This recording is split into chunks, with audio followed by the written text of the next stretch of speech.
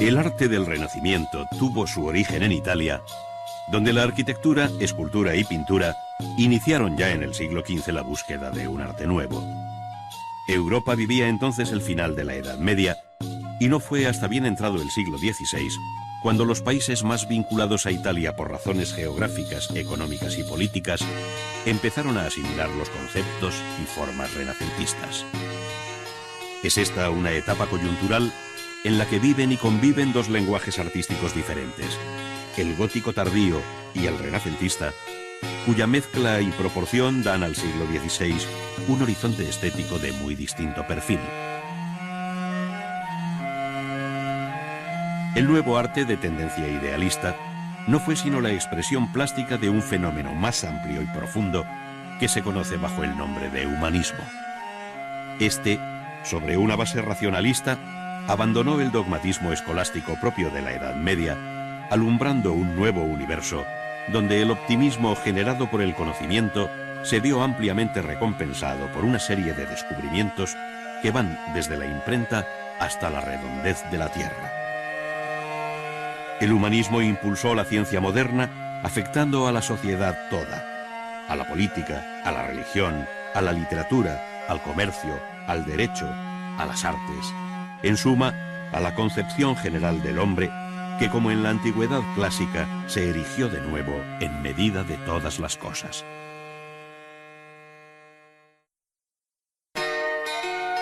La recepción del arte italiano en Europa fue muy desigual, siendo España y Francia, en este orden, los dos países que hoy pueden ofrecer una mayor vinculación con lo italiano, no solo porque ambos son los más próximos a Italia, sino porque los dos tuvieron allí comunes intereses políticos, desde Nápoles hasta Milán, en bélicas alianzas y desencuentros con el papado. Recuérdese la derrota de Francisco I de Francia en la batalla de Pavía por Carlos I de España y V de Alemania, así como el posterior saqueo de Roma por el emperador en 1527, fecha esta que tuvo una marcada repercusión en la génesis y difusión del arte romano dentro y fuera de Italia. La presencia del arte italiano en Francia fue alentada por el mismo monarca Francisco I, y su interés por vincularlo a la corte quedó patente en la invitación real a Leonardo da Vinci, quien pasó los últimos años de su vida en Amboise, uno de los bellos castillos entre medievales y renacientes que jalonan el curso del río Loire. También fue llamado Andrea del Sarto, que fue recibido por el rey en el palacio de Fontainebleau, por donde igualmente pasarían otros pintores italianos como Rosso y Primaticcio, que dejaron allí una notable obra decorativa. En estos châteaux, verdaderos palacios en medio de una generosa naturaleza, se llegó a crear bajo Francisco I un peculiar estilo que, sin dejar de ser francés, daba entrada a formas y modos de origen italiano en una festiva y atrayente mezcla. Más grave resulta el planteamiento del Palacio Real del Louvre, en París,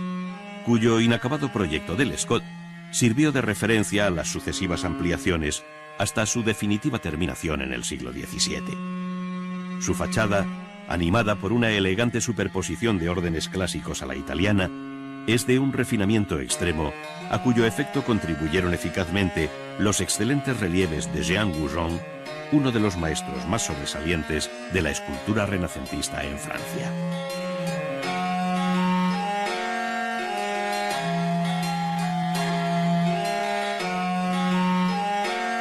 El interés por el desnudo y los modelos clásicos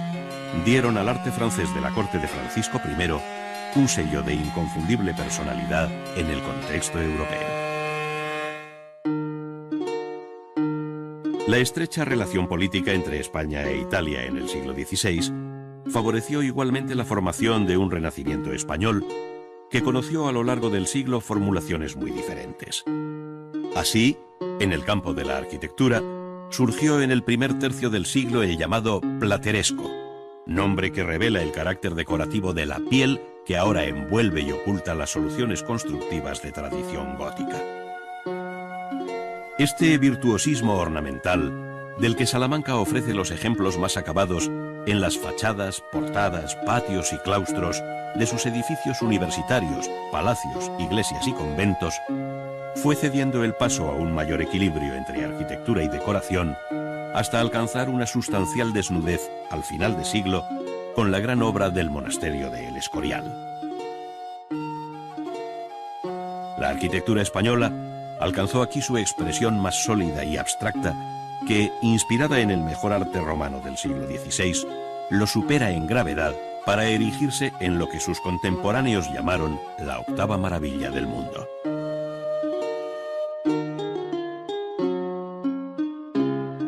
Aquella centuria fue especialmente fecunda para la historia y el arte español,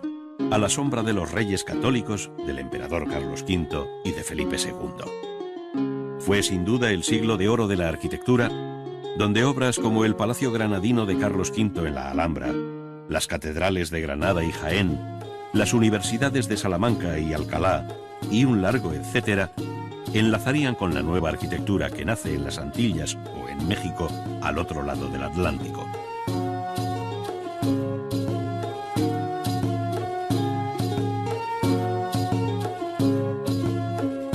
La escultura tuvo igualmente su referente en Italia, desde los mármoles de Fancelli hasta los bronces de los Leoni. Pero lo que mejor refleja el carácter de la escultura española es la talla en madera ricamente policromada, en la que perdura un aliento medieval. Algunos de los más relevantes escultores, como Diego de Siloé y Alonso Berruguete, llegaron a estar en Italia, aportando el primero un equilibrio y belleza formal propia del pleno Renacimiento, mientras que el segundo se hizo eco de todo lo gestual y expresivo que aportó el manierismo. Entre quienes mejor entendieron las posibilidades formales de la madera, se encuentra Juan de Juní, que venido de Francia, contribuyó a hacer de Valladolid la cabeza de la Escuela Castellana de Imaginería.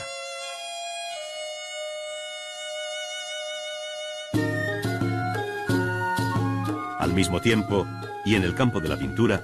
los modelos italianizantes en la línea de Leonardo y Rafael fueron reemplazando a los tipos y composiciones góticas, especialmente evidentes en la escuela valenciana,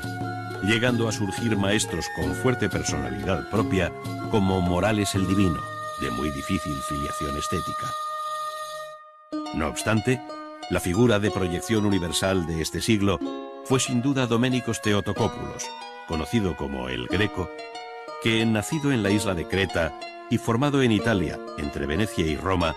fijó su residencia definitiva en España. De su taller en Toledo salieron obras de un extraordinario interés dentro del más acusado manierismo, donde las formas, el color y la luz revelan un genio excepcional con el que se cierra el Renacimiento español.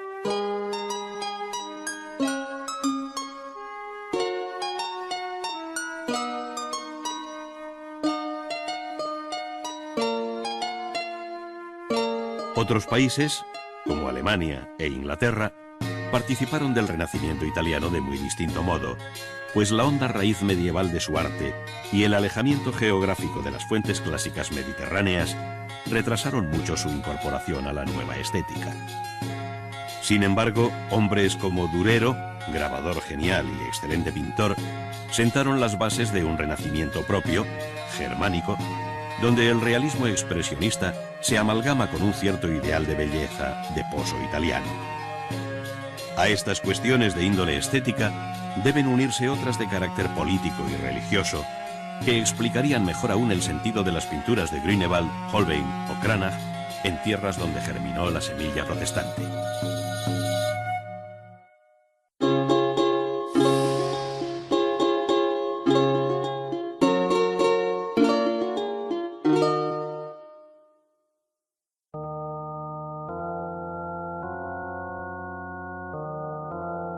La ciudad de Florencia, capital de la Toscana, fue testigo en la primera mitad del siglo XV del nacimiento de un arte nuevo que en el campo de la arquitectura contó con el temprano genio de Filippo Brunelleschi. A él se debe el prodigio de la construcción de una gran cúpula sobre el cráter que hasta entonces ofrecía el crucero de la Catedral de Santa María del Fiore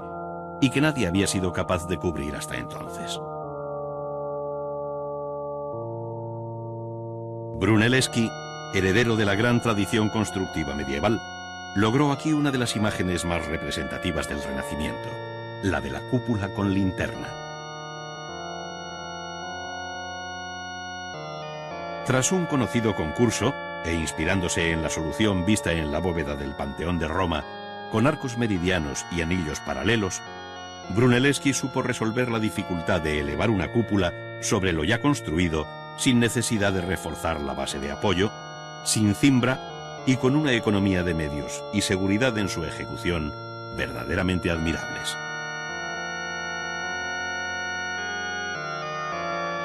La gran luz de su vano, en torno a los 42 metros, quedaría como uno de los límites a los que ha llegado la historia de la construcción. El resultado final fue el de una cúpula de paños con perfil apuntado y construida en piedra y ladrillo, formada por dos hojas de diferente sección, la que se ve desde el interior de la catedral y la que se exterioriza dominante sobre el perfil de la ciudad, espacio envuelto y espacio envolvente.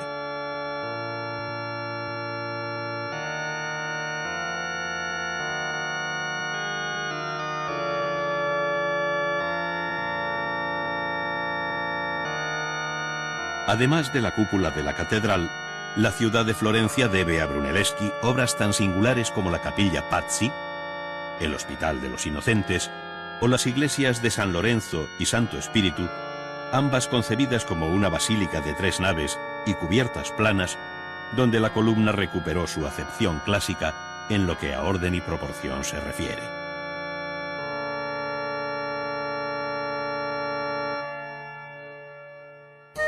Fue efectivamente la composición la que dio a la arquitectura italiana del siglo XV una renovada imagen sobre la base del estudio de las ruinas romanas y de la atenta lectura de los 10 libros de arquitectura de Vitruvio. El redescubrimiento de este viejo texto latino resucitó el mundo de las proporciones y de los órdenes clásicos, despertando una verdadera curiosidad y pasión por la exégesis de aquel texto que parecía encerrar todos los secretos de la belleza de la arquitectura clásica. La proporción de la figura humana descrita por Vitruvio en la época del emperador Augusto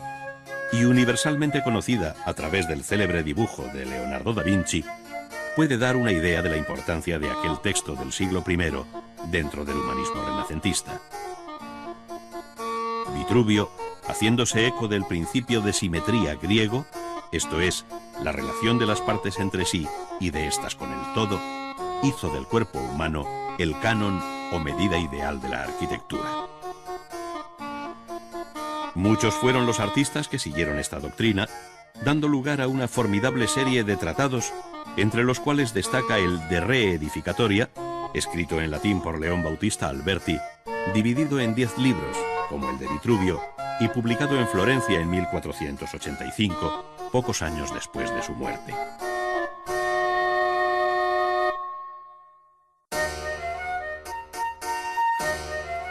Alberti,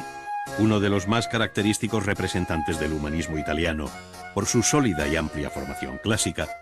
llevó a la práctica en su obra arquitectónica los modelos de la antigüedad y los principios teóricos de raíz vitruviana. Entre sus edificios destaca la iglesia de San Andrés, en la ciudad de Mantua, la corte de la familia Gonzaga, donde Alberti concibió el templo con un sentido clásico, tanto en su fachada, que convirtió en un arco de triunfo a la romana, como en su interior, de nave única, bajo una imponente bóveda de cañón con casetones que rivaliza con la arquitectura romana por su grandeza y unidad espacial. Se superaba así el esquema basilical de las iglesias de 3 naves, como aún las concibió Brunelleschi, convirtiéndose San Andrés de Mantua en el modelo que repetiría más adelante la arquitectura de la Contrarreforma. Dentro de la arquitectura religiosa del Renacimiento, la figura de Donato Bramante desempeña un papel crucial, tanto como enlace cronológico y conceptual entre los siglos XV y XVI, como por su traslado a Roma, donde hizo, entre otras obras, el templete de San Pietro in Montorio y sobre todo el gran proyecto para la iglesia de San Pedro, por encargo del Papa Julio II. El pequeño templete de San Pietro fue costeado por los reyes católicos y construido en los primeros años del siglo XVI, sobre el lugar en el que la tradición afirma haber sido crucificado San Pedro. Actualmente se encuentra en uno de los patios de la Academia Española en Roma, pero el proyecto inicial contemplaba su inclusión en un patio circular y columnado rodeándolo. Su planta circular, como los viejos templos romanos dedicados a Vesta, el orden dórico, igualmente romano, y la cúpula sobre tambor hicieron de este edificio un ejemplo perfecto de la organización centralizada a la que aspiró la arquitectura del Renacimiento. El buscado equilibrio y armonía entre planta, alzados y volúmenes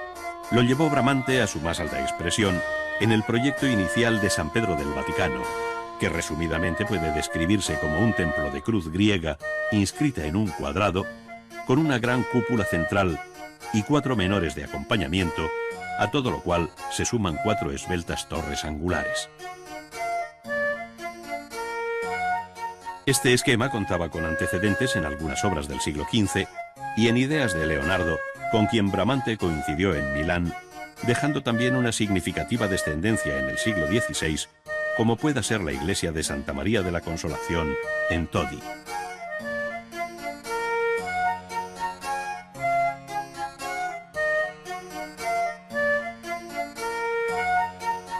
Muerto Bramante, las obras de San Pedro pasaron a las manos de Rafael, Peruzzi, Sangallo el Joven, Miguel Ángel y Carlo Maderna, quienes introdujeron cambios sustanciales respecto a la idea de Bramante. Estas modificaciones significaron un paulatino alejamiento de los modelos de ideal geometría para volver a la disposición longitudinal y planta de cruz latina expresamente exigidas por la Contrarreforma, tanto por su significado y simbolismo como por responder a una nueva escena litúrgica emanada del Concilio de Trento. A este criterio obedecen las iglesias manieristas, como la del Gesù de Roma para los jesuitas, obra de Vignola y fachada de Giacomo della Porta, que en la segunda mitad del siglo XVI recuerda con su nave única y capillas entre contrafuertes la disposición de San Andrés de Mantua. Fuera de Roma, las iglesias manieristas de mayor personalidad son las que Palladio proyectó en Venecia, con 1 o 3 naves de marcado desarrollo longitudinal, donde además del riguroso clasicismo de su estilo, interesa como novedad el tratamiento de la cabecera en la que se sitúa el coro. Así sucede tanto en la iglesia monástica de San Giorgio Maggiore como en el templo votivo del Redentor.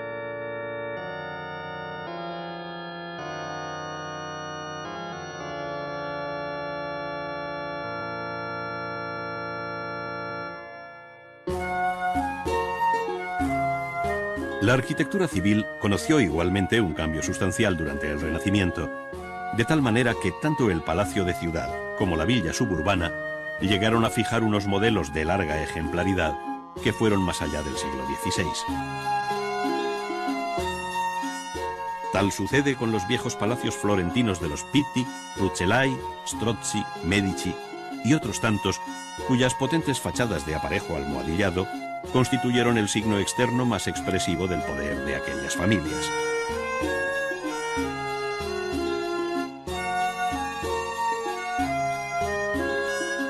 Los palacios de Roma buscaron su propia imagen, que sin duda culminó en el Palacio Farnesio, mandado construir por el cardenal Alejandro Farnesio,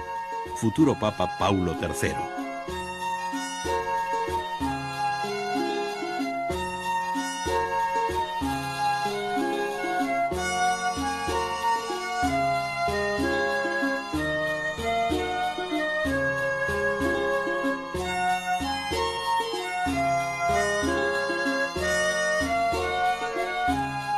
Otras ciudades como Urbino y Mantua contaron igualmente con magníficos palacios ducales, sin excluir Venecia, que sobre una concepción muy original vio surgir sobre el Gran Canal las porosas fachadas de los palacios Vendramín, Corner y Grimani. Las villas suburbanas, acompañadas de amplios jardines, conocieron un espectacular desarrollo en el siglo XVI, ofreciendo Roma varios ejemplos importantes. Sin embargo, fue Andrea Palladio el arquitecto que mejor supo formular la idea de villa suburbana, dotándola en las tierras del Véneto de todos los elementos del lenguaje clásico romano, siendo universalmente conocida su villa rotonda en las inmediaciones de Vicenza.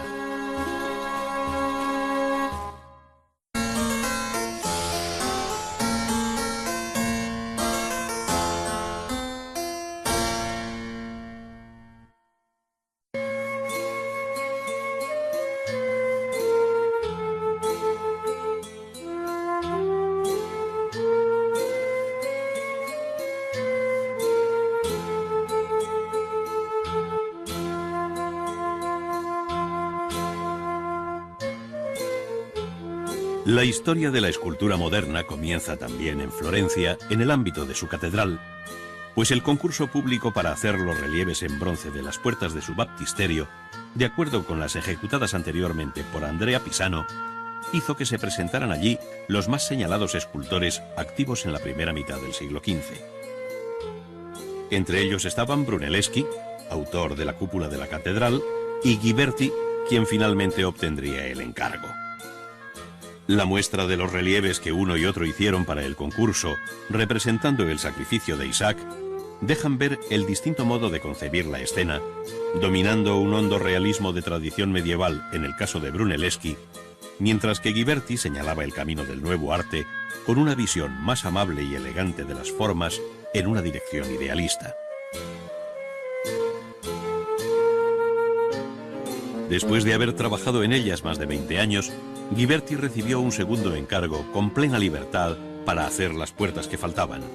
aquellas que Miguel Ángel bautizó como las puertas del paraíso, por la belleza de la composición, la elegancia de sus figuras y la profundidad del espacio. Ghiberti dejó aquí una lección viva de las posibilidades del relieve,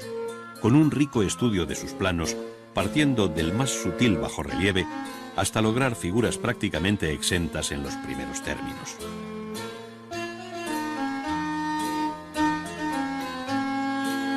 El relieve tuvo otros seguidores sobre diferentes materiales y técnicas, siendo muy conocidos los que en mármol hizo Luca della Robbia para la cantoría o tribuna de jóvenes cantores y músicos de la Catedral de Florencia, donde logró un prodigioso equilibrio entre forma y expresión que recuerda el espíritu del relieve clásico. La cuidada composición de estos grupos pone de manifiesto el dominio del volumen en el espacio a través del bajo, medio y alto relieve de las figuras.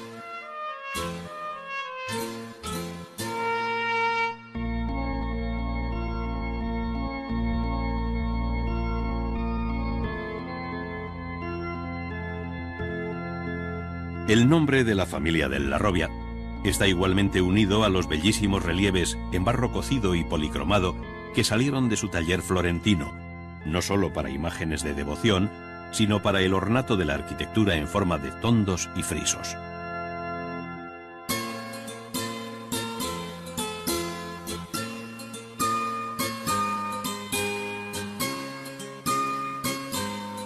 Además del relieve, la escultura italiana del siglo XV abordó con decisión la escultura exenta o de bulto redondo,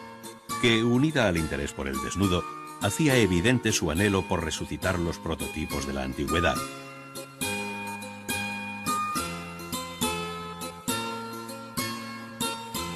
Con este espíritu surgieron las obras de Donatello, como su San Jorge, desafiante, enérgico, concebido como verdadero Miles Christi, o Soldado de Cristo, para la iglesia florentina de Orsan Michele, y que hoy se encuentra en el Museo del Bargello, en compañía de otras obras de este maestro, como el amable y sinuoso bronce del David adolescente.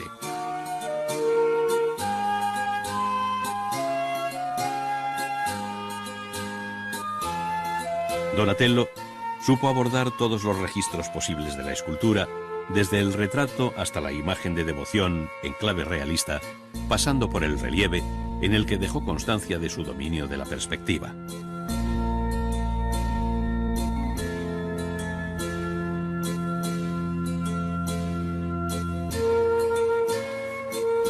Una de las obras que mejor expresan su condición de gran escultor al modo antiguo es el monumental retrato ecuestre del condottiero Gattamelata. Inspirada en el de Marco Aurelio de Roma, la obra de Donatello se levanta como monumento público en una plaza de Padua, junto a la Basílica de San Antonio, mostrando el dominio de la fundición en bronce hueco. Esta fue la primera obra de porte monumental que se hizo por el sistema de cera perdida desde la antigüedad, siendo imitada en la segunda mitad del siglo XV por otros escultores, como el Verrocchio, a quien se deben otra serie de importantes obras realizadas en bronce y mármol.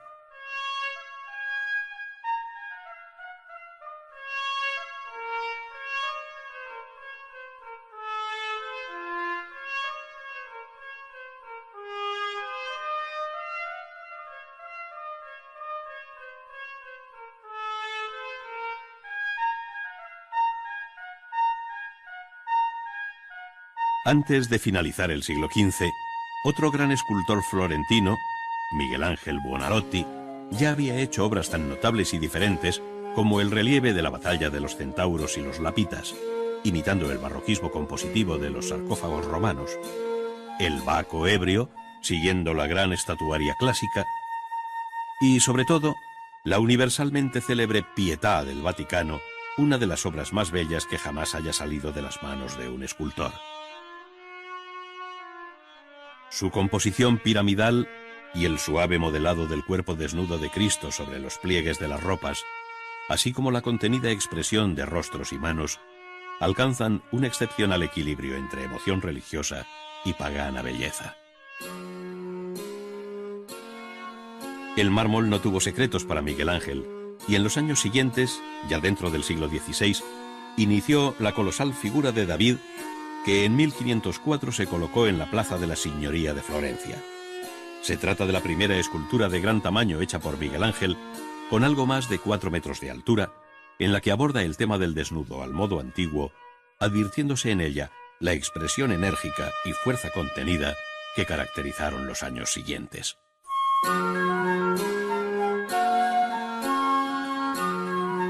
Pocas obras tan significativas en este sentido como las que formaron parte del malogrado proyecto del sepulcro del Papa Julio II, pensado para la nueva iglesia de San Pedro, pero que hoy conocemos dispersas por varias colecciones y museos. Se trata de Los esclavos del Louvre y de la Academia de Florencia, que junto al Genio de la Victoria y sobre todo con el Moisés de San Pietro in Vincoli, formaban parte de un conjunto de 40 esculturas con las que Miguel Ángel concibió el espectacular sepulcro.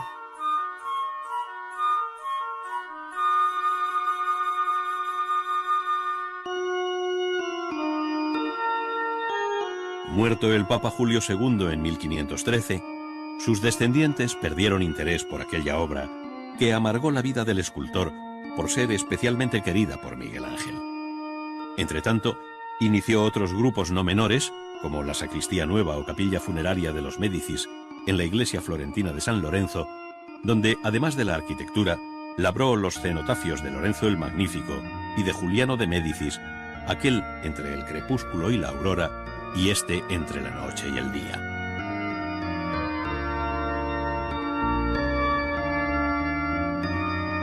Al margen de su significado en relación con la vida y la muerte,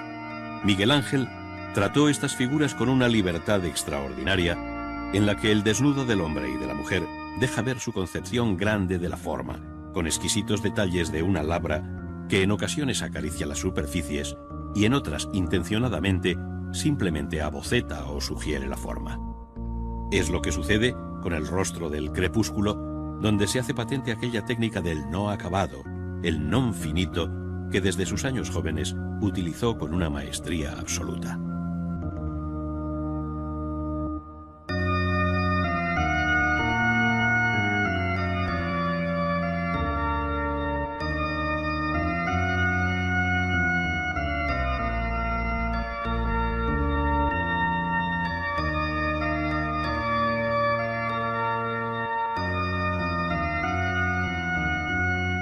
Los años finales de la larga vida de Miguel Ángel como escultor se recogen en las 3 versiones que hizo de la Piedad y que hoy se encuentran, una en la Catedral de Florencia, en la que supuestamente José de Arimatea refleja los rasgos del escultor. Otra, la llamada de Palestrina, en la Galería de la Academia Florentina, y la tercera, en el castillo Sforzesco de Milán. Si se compara cualquiera de ellas con la del Vaticano, puede medirse el tiempo transcurrido, pero tiene especial interés la de Milán, conocida como la Pietà Rondanini, por mostrarnos la insatisfacción del escultor con su propia obra, que esculpe y a la vez destruye, al variar la posición y tratamiento de las figuras, de tal forma que algunos miembros quedan inexplicablemente separados del cuerpo.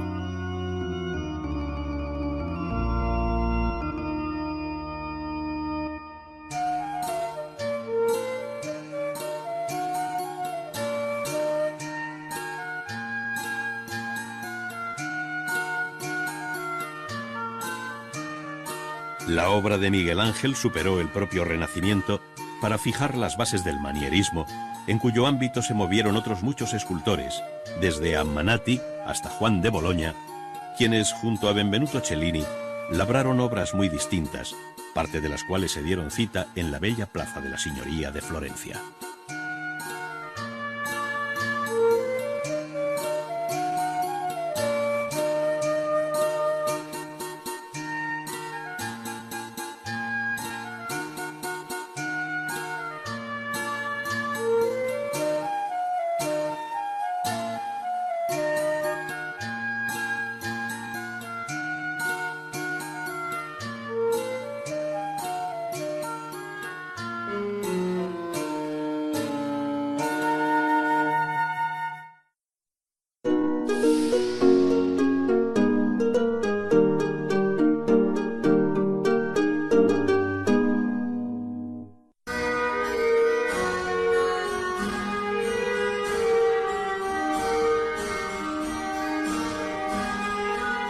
La pintura del Renacimiento en Italia ofrece un panorama muy completo a lo largo del espacio y del tiempo,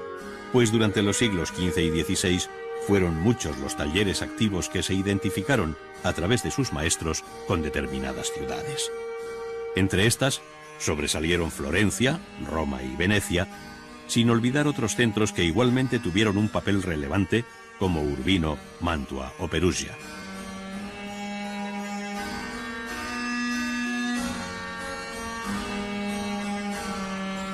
Durante el largo periodo de aquellos dos siglos, que en Italia se distinguen con el nombre de Quattrocento y Cinquecento, fueron muchas las cosas que cambiaron, de tal modo que entre la obra temprana de Fray Angelico y la tardía de Tintoretto media algo más que el simple tiempo transcurrido.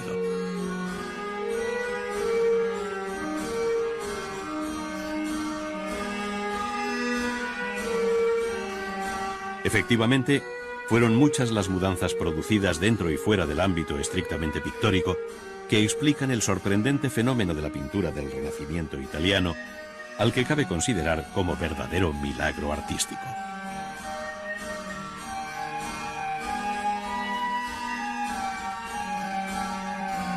La pintura fue además para el arte del Renacimiento una referencia obligada como campo común de experiencias de cuyos resultados se nutrieron todas las artes hermanas.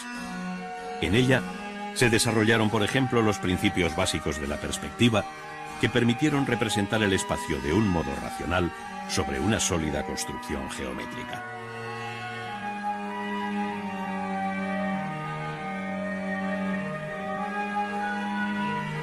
El dominio del espacio significaba no sólo poder representarlo en sus tres dimensiones como espacio vacío, como cubo abstracto, sino hacer de él el escenario natural donde situar las figuras y objetos en sus diferentes planos. Así, de acuerdo con la experiencia visual cotidiana, las figuras se representaron gradual y proporcionalmente más pequeñas según se alejan del espectador, haciendo de la profundidad del cuadro la nueva dimensión de la pintura moderna.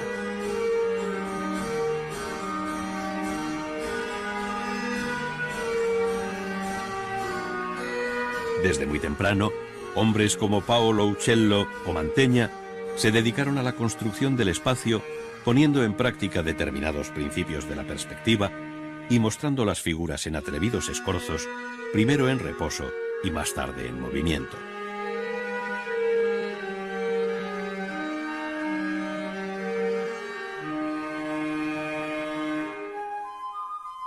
Pero fue la incorporación de la arquitectura en el cuadro la que mejor facilitaba la formación de la llamada pirámide visual, definida por la convergencia de las líneas de fuga en un punto de la línea del horizonte. Sin embargo, no bastando aquella visión estrictamente geométrica y lineal, otros maestros, como Leonardo da Vinci, introdujeron un elemento nuevo, la atmósfera, el aire que desdibuja y hace impreciso el perfil de los objetos,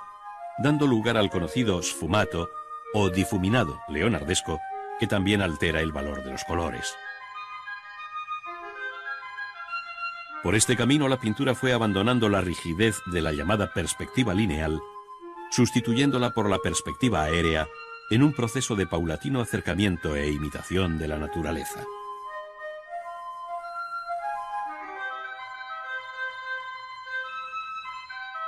El dibujo y el color habían sido históricamente la base de la pintura, pero ambos fueron para los artistas del Renacimiento objeto de un riguroso análisis hasta el punto de crear dos tendencias muy marcadas dentro del arte italiano, especialmente en el siglo XVI. Una, vinculada a Florencia y Roma, donde el dibujo parece guiar al pintor, y otra, la veneciana, donde las manchas de color eclipsan la presencia del dibujo.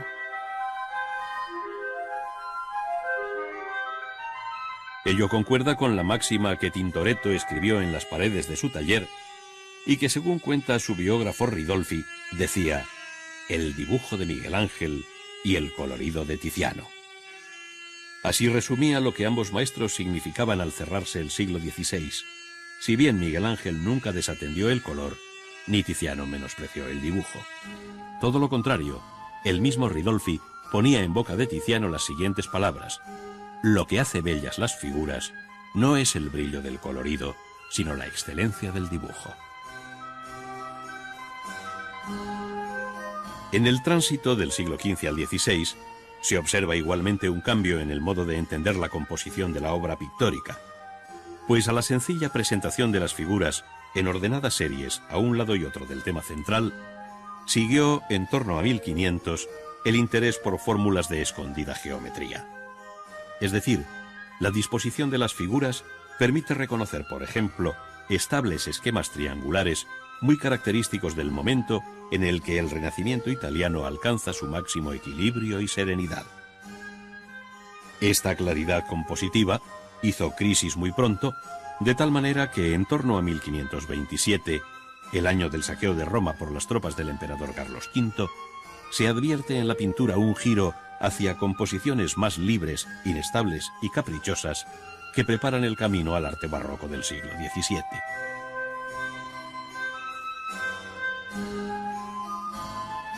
Es, en definitiva, el largo periodo que se conoce como manierismo, en el cual se tiende a imitar y mezclar los modos y maneras de los grandes maestros del pleno Renacimiento con un claro espíritu ecléctico.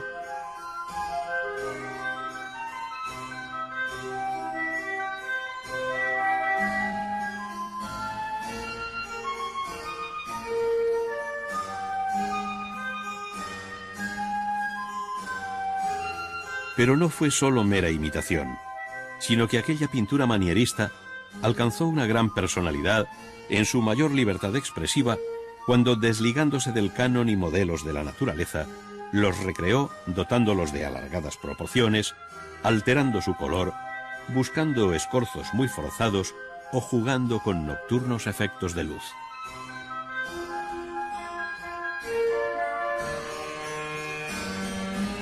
A todos estos cambios contribuyó de forma muy positiva el paulatino abandono de la técnica al temple sobre madera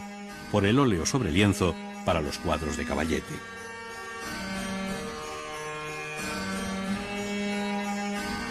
No obstante, el gran arte italiano buscó en los grandes conjuntos de pintura mural su expresión más apurada, tanto para vestir el interior de las estancias palaciegas como para enriquecer los muros y bóvedas de las iglesias.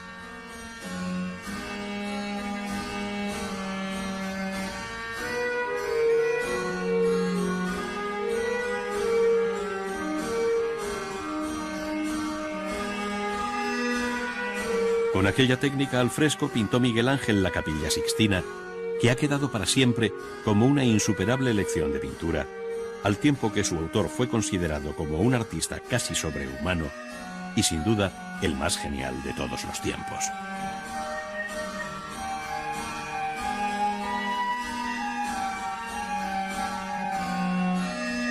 Giorgio Vasari, en sus vidas dedicadas a los maestros del diseño,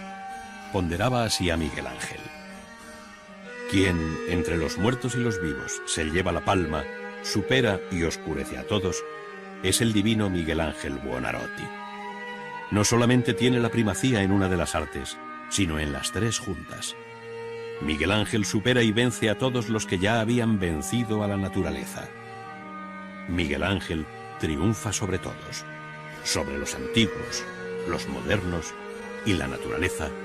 dejando muy atrás a esta última con el don de su ingenio divino a través de la inventiva,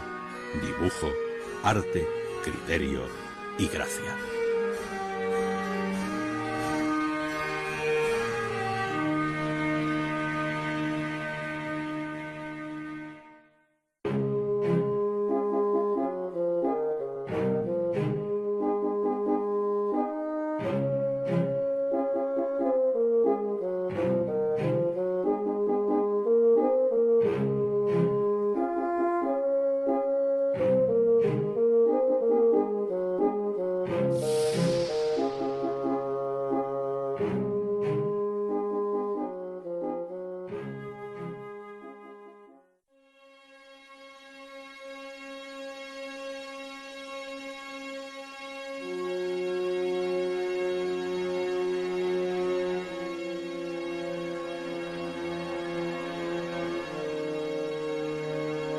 La pintura mural es una de las más tempranas manifestaciones de la historia de la cultura, pues el arte llamado parietal nos recuerda que ya en la prehistoria se sintió el deseo de cubrir grandes superficies con grabados y pinturas.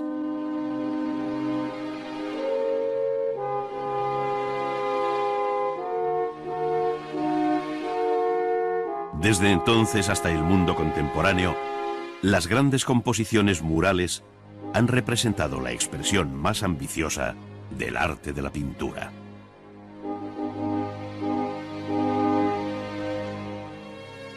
Bien puede decirse que la historia de la pintura mural tiene un heroico despertar en la cueva de Altamira, pues allí su techo ofrece una de las cimas de la historia del arte, donde la forma y el color alcanzan un equilibrio perfecto. Asombra considerar que con unos procedimientos tan rudos, que con grasas de animales y negro de humo, y en un estadio cultural tan primario, pudiera alcanzarse tal grado de madurez estética que llega hasta nuestros días como un arcano desafío.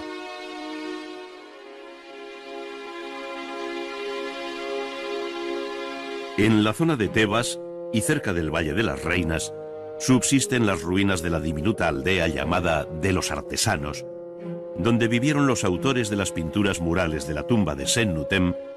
hecha a finales del segundo milenio antes de Cristo, cuya ejecución y técnica aquí se revive. Después de preparar la superficie de la roca con barro mezclado con paja y de dar sobre este una capa de yeso fino, se preparan los utensilios para fijar sobre el muro los límites de la composición. Con la regla bien nivelada, se traza la línea horizontal básica y su paralela más arriba, repitiendo la operación con las dos líneas verticales, que cierran lateralmente el campo sobre el que se va a pintar. En ellas se marcan a igual distancia los puntos que servirán de referencia para la formación de una cuadrícula por el sencillo procedimiento de impregnar de color una cuerda que, tensada, se precipita sobre el fondo, dejando allí su huella.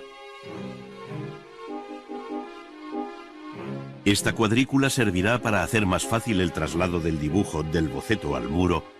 asegurando siempre su misma proporción, recurso que será muy común en toda la historia de la pintura. El ayudante comienza a delimitar los contornos y divisiones internas de las figuras con un trazo continuo y suave que en algún caso corregirá luego el maestro al perfilar definitivamente la composición con una pincelada firme y de negro rastro.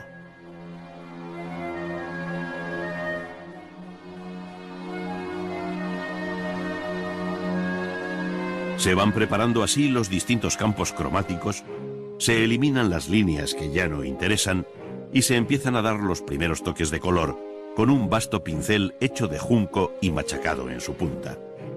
Con él coge el color de unos cuencos de barro en los que se han disuelto en agua los distintos pigmentos de origen mineral, añadiendo algún aglutinante vegetal como la goma arábiga, de acuerdo con lo que se llama una pintura al temple.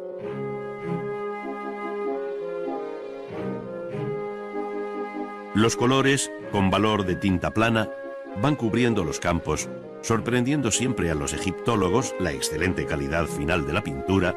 la brillantez del color y la precisión del dibujo conseguidos con unos pinceles tan rudimentarios.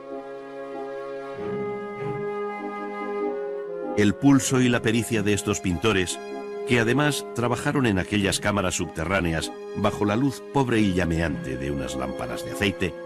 hicieron posible escenas como esta, en la que el dios Anubis, reconocible por su afilada cabeza de chacal, vigila el rito funerario ante la momia de Sennutem.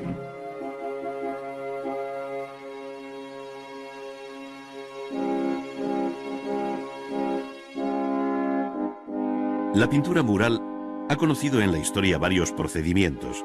y así en Roma se utilizó la técnica al fresco, que exige una cuidada preparación del muro con varias capas de diferente composición. Para la primera, dice el tratadista Vitruvio, hay que mezclar con la debida proporción arena y ladrillo machacado,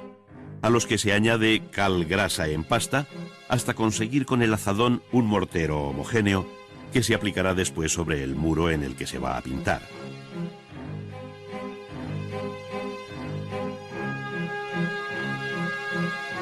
Estas operaciones previas, más propias de albañil que de pintor, no las hacía siempre el propio artista, sino gentes especializadas de su equipo. Mientras uno preparaba la mezcla, otro la extendía, repitiéndose esta misma operación hasta 3 veces y mojando inicialmente el muro para que el mortero agarrase bien.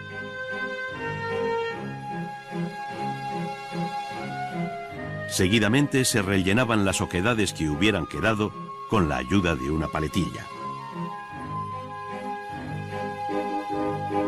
Antes de que se secase la primera capa de mortero, se daba una segunda más fina y hasta una tercera, como aconsejaba Vitruvio. El siguiente paso consistía en mezclar cal grasa y marmolina con agua para formar una pasta muy blanca y no demasiado espesa con la que se enlucía el muro. Con ella, y aplicándola igualmente en una o más capas sucesivas, antes de que fraguase del todo la anterior, se alcanzaba una superficie tersa y blanca, idónea para pintar. Sin embargo, antes de dar el color era necesario encajar el dibujo, valiéndose de reglas, escuadras y una cuerda tirante impregnada de color que simplificaban el proceso, muy especialmente cuando se trataba de composiciones arquitectónicas como la de la Villa de los Misterios en Pompeya del siglo I a.C.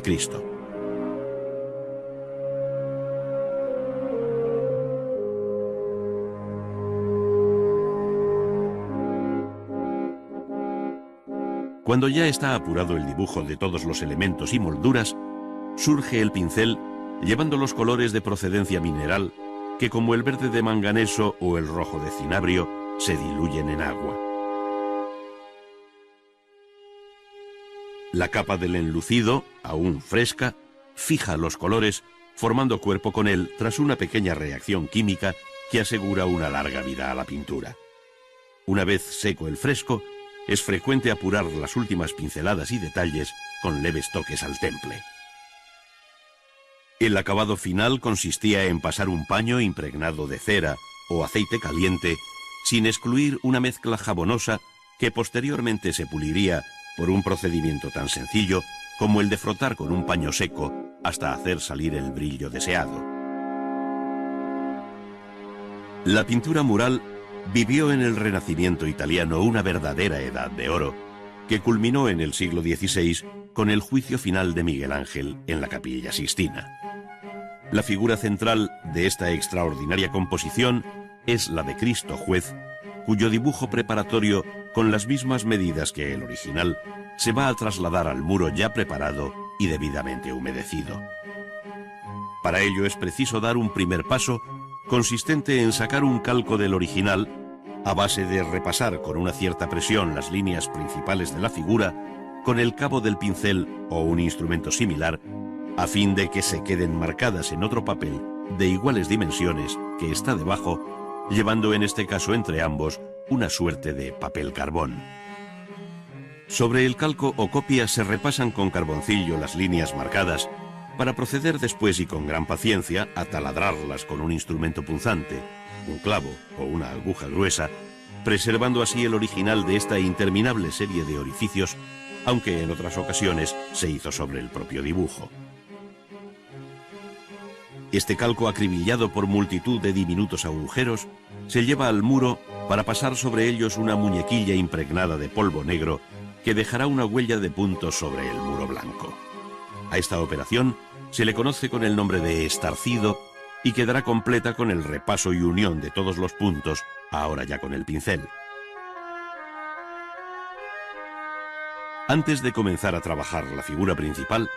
el pintor da color al fondo con azul lapislázuli, mojando constantemente el enlucido, pues no puede olvidarse que la técnica empleada es el fresco, el buon fresco, como llaman los italianos a la pintura que no mezcla el fresco con el temple.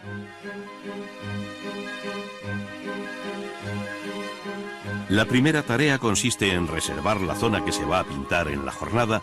aplicando sobre el muro un mortero fino compuesto de cal fresca y marmolina.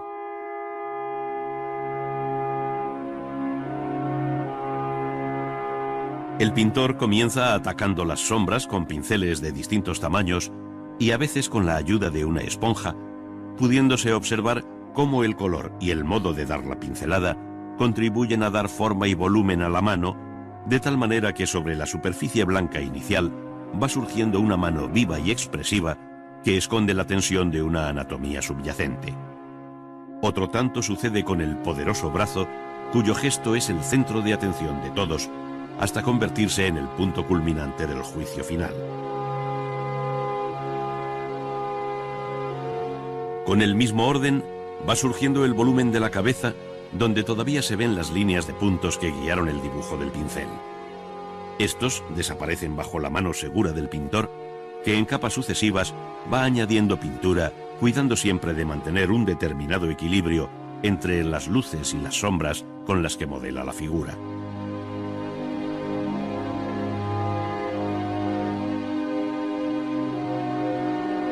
Obsérvese la rapidez con que el muro absorbe el agua de la pintura, lo cual obligará al pintor a mojar varias veces el fragmento que está trabajando, dejando para otra jornada otras partes del cuerpo.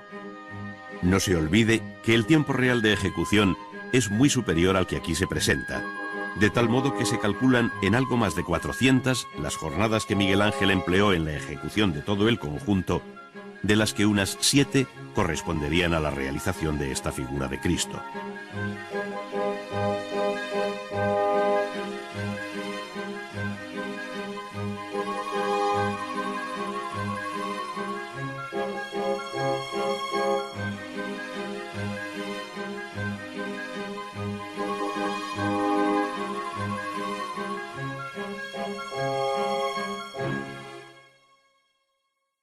En la llamada Quinta del Sordo de Madrid, donde vivió Goya entre 1819 y 1823, pintó el artista aragonés un extraordinario conjunto mural que por el tono dominante y el carácter del mismo conocemos como pinturas negras. Sin embargo, la mayoría fueron pintadas sobre otras anteriores que desaparecieron bajo estas, pintadas igualmente al óleo, pero de muy distinto signo. La primera imagen no puede ser más opuesta a las que le sucedieron, pues frente al tono primaveral y alegre, al brillante colorido, las pinturas negras venían a ser la negación de todo, de la luz, de la forma y del color, al menos tal y como entonces se entendía. Entre los nuevos asuntos que allí trató, figura el de dos viejos comiendo, en una visión tan desgarrada y expresionista como la propia técnica empleada, de pincelada suelta, rápida y libre, cargando intencionadamente con mucha pasta el pincel. No parece existir boceto alguno y todo invita a pensar que se trata de una pintura inmediata, improvisada, que surge de la cabeza, del genio del pintor y que rápidamente plasma la mano obediente sobre el muro. Las pinturas negras, hoy en el Museo del Prado, representan sin duda una de las páginas más modernas del gran arte de la pintura mural.